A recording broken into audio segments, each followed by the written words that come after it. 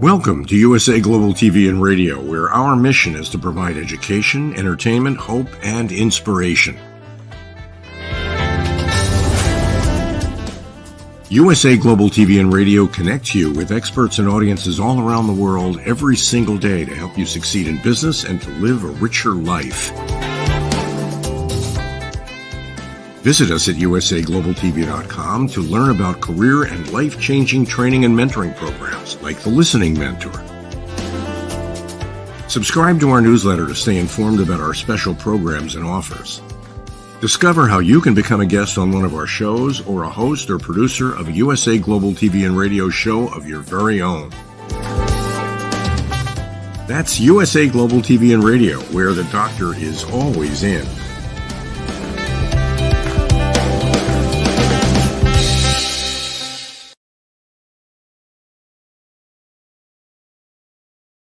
Howdy, y'all. Rhett O'Loughlin here on the USA Global TV and Radio Network and the E360 TV Network. We're continuing our march down the road of STEM and health. STEM typically is science, technology, engineering, and math. But when I apply it to health, I change the acronyms of each one of those letters. So S now becomes stress, and that's what we're going to be talking about today. T for toxins, E for emotions, and M for mental. All four of those have some level of control that will make our physical health better and our longevity more enjoyable.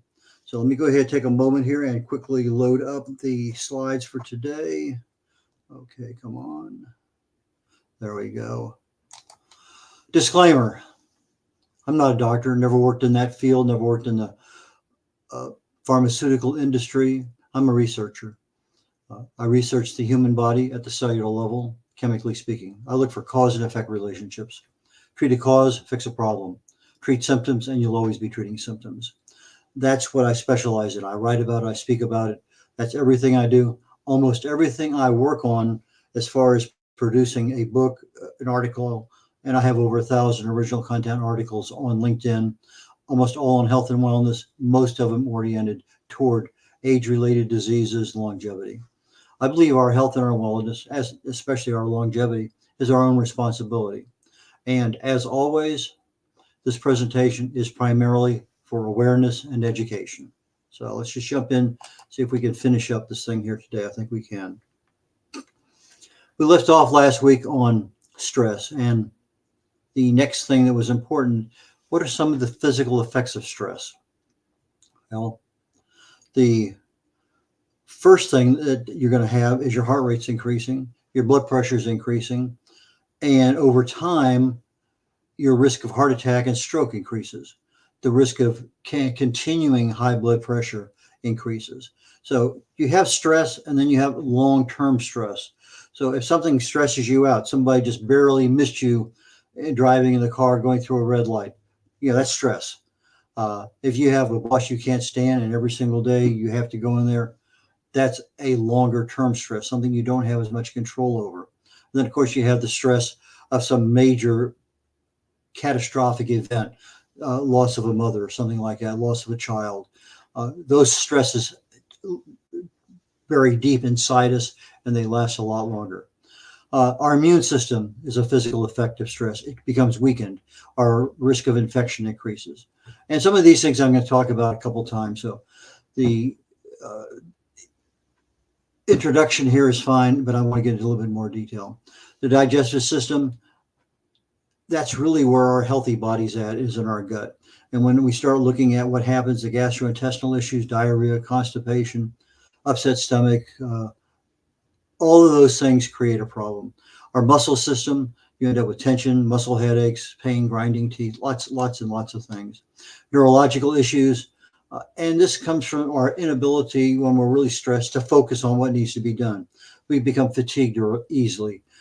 If you want to know if you're stressed about anything, you can usually tell in the first hour trying to go to sleep at night. If you can't go to sleep because of something that keeps talking to you and reminding you that it's a problem, that's probably a stress. That's a clue. That's something that is addressable. Anxiety, depression, neuron damage over time.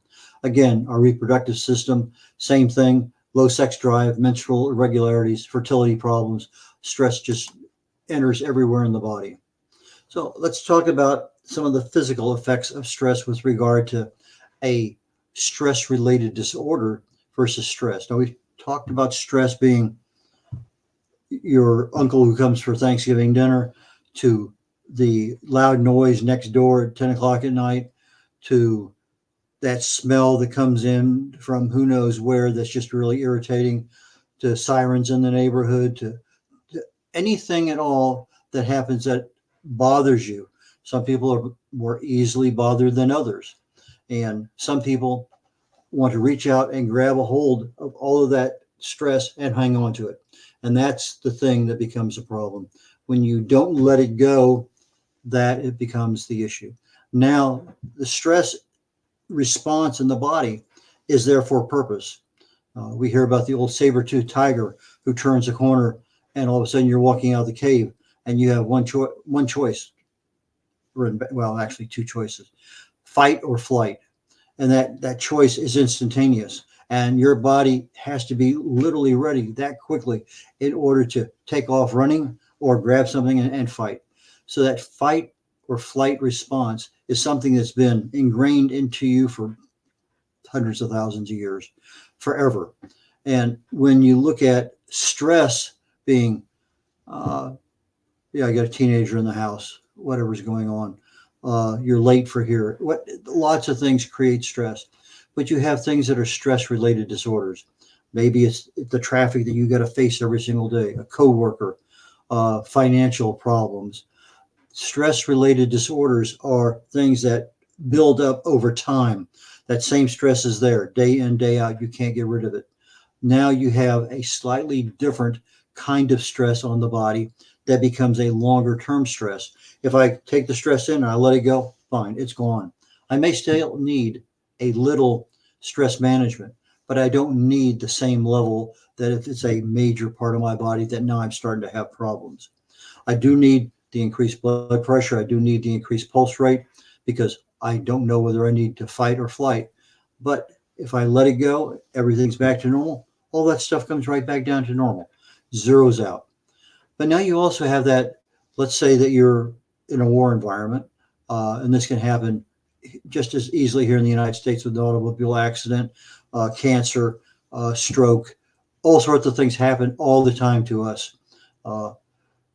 And this PTSD, post-traumatic stress disorder, is a major level. So if our stresses are here, then all of a sudden we have a stress-related disorder we can't get rid of, and this PTSD is way up there. And it's I wouldn't say easily treatable.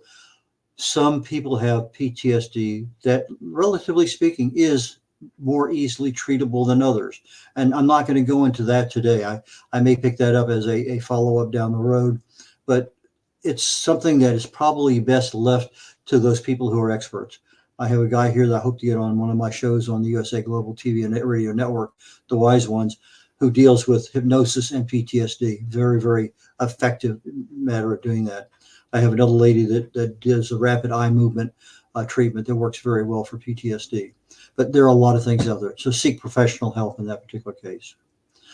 However, when I start looking at stress and autoimmune disease, something that is not something that I expect, but I know that, to me, if I know I'm having gut disorders, that can lead to a lot of things. There's dozens and dozens of different kinds of autoimmune diseases and responses. Does stress really cause an autoimmune disease? Well, actually, there was a study done, I think, October of 2020, that says pretty definitively stress is really strongly suspected as a cause of autoimmune disease. And when you start looking at the number of times people have been diagnosed with autoimmune disease, and you go back and say, well, what caused it? What did this? They can't find anything in 50% of the cases. But they weren't looking at stress at that point in time. So if I look at stress-related disorders, again, not a PTSD, something just beyond, your neighbor's dog barking for 3 hours constantly. The stress-related disorders is that high level of stress that you won't let go of, that stays with you all the time. And when you start looking what happens there, your neuroendocrine system, your hormones cause your cytokines to disrupt. Now, cytokine is part of your immune system. It's a protein in there that really provides stability to your immune system. And when that disruption occurs, that's when you end up with immune system dysregulation. That's when now incidents of anything can happen. If you were exposed to a lot of childhood stress, the incidence of autoimmune disease appears to be higher. Again, something that happened a long time ago, playing out today. We know that stress does impact our gut because the intestinal barrier is, when you measure it, there are different things happening at different levels in that layer between the intestinal wall and your immune system and your blood supply. That stress leads to what they call microbiota dysbiosis, which means that everything that is supposed to be normal is not. Your flora, your fauna, everything that's in your gut is topsy-turvy, not good topsy-turvy. Increase in intestinal permeability. And I've talked about this a lot with gluten in the past, and to some cases casein with milk. These cause an increase in the whole size of the permeable membranes in your intestinal wall and allow undigested foods to pass through that, which creates a problem for your immune system, which can create another autoimmune issue. Increases intestinal inflammation that can lead to systemic inflammation. Now, systemic inflammation is your whole body, not just your intestines, but your whole body. And stress is literally cellular level stress all over your body is the lowest level that your disease starts at. If you have chronic low level cellular stress over time, long time, you're going to end up with a lot of things: obesity, diabetes, high blood pressure, depression, cardiovascular issues, asthma, Alzheimer's, and many, many, many, many, many things. The real key to understanding this, I think, at least to me, is you have this thing is called the activation of the HPA. The HPA is your hypothalamic pituitary adrenal axis. Well, your hypothalamic is in your brain, your hypothalamus, and it really creates a stability of hormones, and that's your hormonal control. But if you end up with a little bit of out of kilter, now you start having a problem with a dysregulation, emotions, things start to creep in. So you get a little finger in the emotional end of things. The pituitary, also in the brain, now is a much bigger thing. It's controlling hormones. It's a much bigger control on psychological stability of the body, of the brain. But now you take those two things up here that's sending out messages, hormones, amino acids, proteins are being communicated to say, go do this. Well, one of those communications down the axis is to your adrenal gland. Well, the adrenal gland sits right on top of your kidneys, and your kidneys are what release certain controlling mechanisms for potassium and sodium, but it also triggers the adrenal gland that when you're stressed, it says, hey, get that cortisol going, get the adrenaline going, get the norepinephrine going, and all of a sudden your axis is talking down and everything's being activated in your adrenal gland. That adrenal gland is now sending out, it's causing the stimulation of cortisol, and then your bloodstream starts preparing for fight or flight. And this is what happens. Your brain senses something, it sends a message down to the adrenals. The adrenals respond by saying, hey, kidneys, give me some communication to activate all this stuff. Kidneys talk to the adrenals. They start pouring out cortisol, pouring out adrenaline. Now your heart rate goes up. Everything starts preparing for fight or flight, literally instantly. Your adrenaline causes your heart rate to go up. Talked about that. Your blood vessels to constrict, which increases your blood pressure, which delivers more oxygen to the muscles. Again, fight or flight. You need to make that decision. But it also dilates the airways inside our lungs so that we get more oxygen into our bloodstream, which gives us more energy in the body. What also happens at the same time, these things are getting you ready for fight or flight, but there are things that the body doesn't really need right now. One of them is digestion. If I don't need to digest something, why not just put that on hold? We have that happen every time you have a glass of wine or a beer, any kind of alcohol. Your digestive system stops until that alcohol is 100% absorbed by the liver and processed out of the body. Digestion stops. Well, stress does the same thing. It just, everything stops with regard to digestion. Everything stops with regard to growth, reproduction. There are a lot of things that, I mean, your bladder, just everything stops. Everything, whatever you have, it's there. But if you have this over and over and over and over again, we talk about stress-related responses. Now, all of a sudden, I'm not getting rid of the stress. I may end up with digestive issues, reproductive problems, growth inhibition, a lot of issues there. Cortisol causes my liver to release glucose into the bloodstream. My source of energy is there. I can fight all I want. I can think better because I have the energy there. But over time, now I end up with issues with blood sugar and things that I don't need. So as a result, the immune system becomes suppressed. The risk of disease and illness goes up, and we talked about that earlier. But the brain function impact is over time. Instantly it helps, but over time I end up with structural and functional problems that impact my body. Memory issues, learning problems, emotional issues, mood changes, a lot of issues that the fight or flight mechanism is fine for right now. Just don't keep it 24/7. The recognition ability, in other words, again, we're looking at, maybe a better word is symptoms. What are the symptoms of stress? Something that we can relate to. Well, if I have difficulty making decisions today, and 6 years ago, I didn't, and I'm in the same job doing the same thing, I'm in the same house, same environment, maybe that difficulty is a stress-related issue. I used to be able to concentrate and be able to do crossword puzzles or Sudoku or read or take enjoyment in something else. And now all of a sudden, my concentration isn't there the way it used to be. It's harder to achieve and maintain. My memory fades. I had more difficulty. Well, what did I have for dinner last night? Well, that might be 2 or 3 things. But what about this person? I know that person. I just can't remember their name. There's a lot of things when your memory starts to play tricks on you. Yeah, it could be early onset something, dementia, but it could also be just an accumulation of stress over time. And we do know that stress has an effect on the ability to start the pathway for Alzheimer's.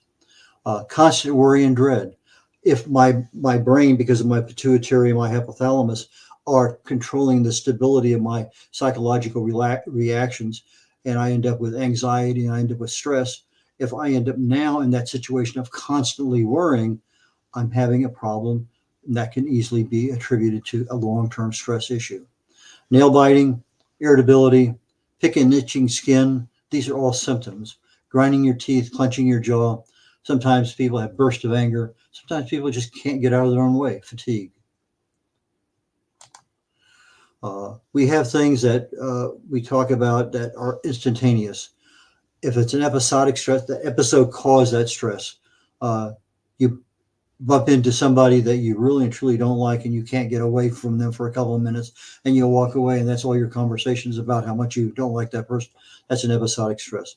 If you get to that red light and all of a sudden you can't go through the green light because somebody blocks you with their on the phone, that's an episodic stress. They can lead over time, if you don't get rid of them, to tension headaches, to migraines, increase in blood pressure, hypertension, chest pains. There are many things you can do, but that episode should end right there. You shouldn't take it with you. That should be something, okay, it happened. Thank you very much. End of story. PTSD, again, serious accidents. Maybe you were involved and had nothing happen to you. You walked away. Everyone else was injured, or, heaven only knows. And maybe they died. I don't know. But you walked away, or maybe you just had a very minor outcome of that. Sexual assault, big one. Domestic abuse, especially as a child. Childbirth, losing a baby, major PTSD. Or, obviously, any kind of major conflict. Tortures, super big on PTSD. Death of somebody close to you. Again, any kind of serious health issue, primarily if you end up in intensive care for more than a night or a couple days. If you're in there and now all of a sudden you're faced with, am I going to get out of here? These are things that are much more serious. So the stress and what options you have, the first thing is recognize it for what it is. If your boss upsets you, try to avoid your boss as much as possible. That may be able to work at work, but it may not be able to work well if it's your spouse. There were things that back when you were dating that you loved about your spouse. For whatever reason, things changed. Sometimes people don't change and you want them to change, but they don't. And you love that person initially, and now all of a sudden there's issues. But try to remove yourself from the stressor, whatever that stressor is. Recognize it and release that emotion from it. There are many ways to do that. I'm not going into those today, but YouTube is a wonderful place to go and just follow the yellow brick road. Do what they're doing. Utilize multiple methods of stress management. Again, YouTube, I can't stress how many times I've been there just for looking at what can people do to manage stress. I love what's called pranayamas. These are breathing exercise. And there's a set of 7 or 8 or 9 that are really and truly, left nose breathing, right nose breathing, buzzing, the buzzing beast breathing, the deep breath holding, all sorts of things there, but just follow what they're doing. And it makes it very, very easy to do. Diet is super critical on any kind of stress. We use up a lot more of certain kinds of nutrients in our bodies when we are stressed. So the nutrition is super critical. Exercise is a great stress reliever. Sleep is really necessary to allow the body to repair itself, especially from stress. If something's keeping you awake at night, that's a clue.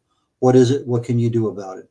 Alcohol, it may take the little tinge off right now, but it's going to not allow you to sleep well. It may become a crutch down the road. Smoking, drugs, same thing. Music, some people can adapt to music very well. Maybe rock and roll, it might be classical, it could be anything.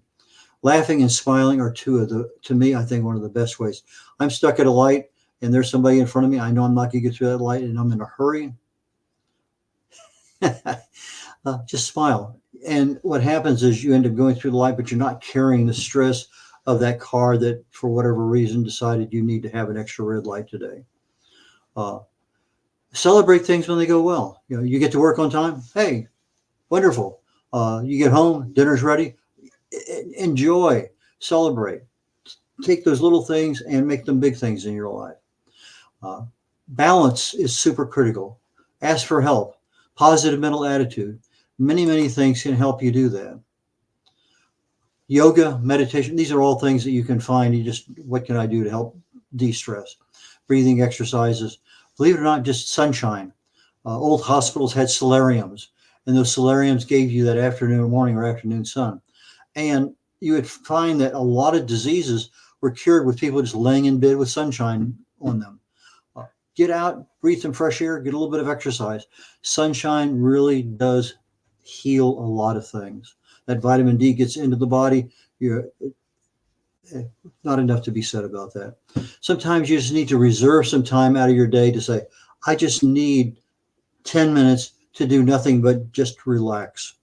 That 10-minute nap, 8-9-minute nap, whatever it is, you need a little bit of time just to get away and be yourself. I know that in the old days, if I could just sit in the car in the afternoon leaving work for just 2 or 3 minutes before I got on the road to face traffic. It was 130 degrees in there, South Texas, Houston summers. But I love heat. It's like a sauna. I could sit there, sweat a little bit, just relax, put the windows down, drive out of the parking lot. The cooling air came through. It was a de-stressor before I could ever get home. But the traffic also helped the stress. Remove yourself. We talked about that. Sometimes easy, sometimes not. You can sometimes manage the time associated. If you get upset with news, don't watch news. I stopped watching news literally back in 1987, and I will watch headlines nowadays. But if I can keep the volume off and watch news, I can do that and just kind of pay attention. What do I need to know? Hypnosis, emotional freedom techniques. I love emotional freedom techniques.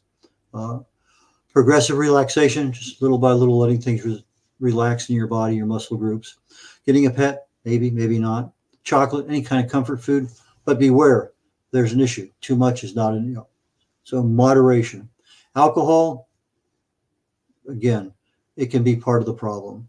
So if you're looking at what is the cause, what is the symptom, sometimes visualization can help with regard to, okay, I can see that but not get upset. I can see that person and not get upset. So look at the cause, look at the symptom, and visualize yourself not responding accordingly. Visualization is a great technique to help you in many aspects of your health. Hugs are worthwhile, truly. Getting here to the end of the show, on the USA Global TV and Radio Network, there's a playlist. That playlist has talking heads on it. Look for Red O'Loughlin. I have many, many, many topics that I talk about on the show that you can pull up on the archives. I also have several books that are available on Amazon or on my website. The one that probably helps you the best today is Longevity Secrets for Healthy Aging, because we're talking about how can I live a longer, healthier life. There's two primary causes of aging, your telomere length and your human growth hormone production. Both are easy to control, but out of control, the ability to live a nice, healthy, long, functional life diminishes more rapidly. So until next week, take care. We'll catch you then. Bye now.